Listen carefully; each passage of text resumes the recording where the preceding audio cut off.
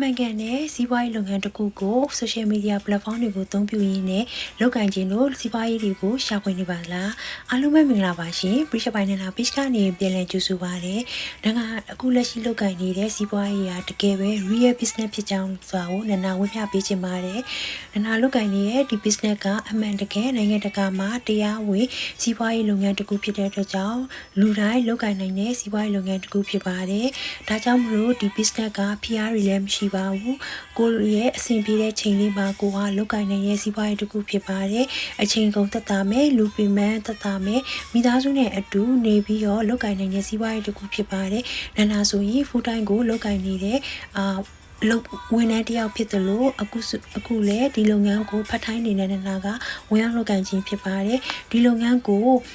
ဖတ်ထိုင်းနေတဲ့လုပ်ကိုင်ရင်းကနေပြီးတော့တဖြည်းဖြည်းနဲ့ full time အနေနဲ့လုပ်ကိုင်တဲ့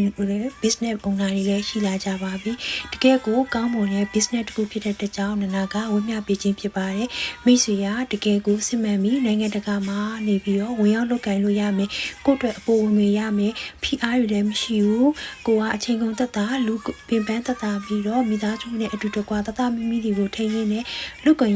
လို့လည်း business ကိုရှာဖွေရဲဆိုရင်ဒီ business လေးကိုလေ့လာဖို့အတွက်ဖိတ်ခေါ်ပါတယ်ရှင်အားလုံးကိုကျေးဇူးတင်ပါတယ်နောက်ဗီဒီယိုမှာဆက်တွေ့မယ်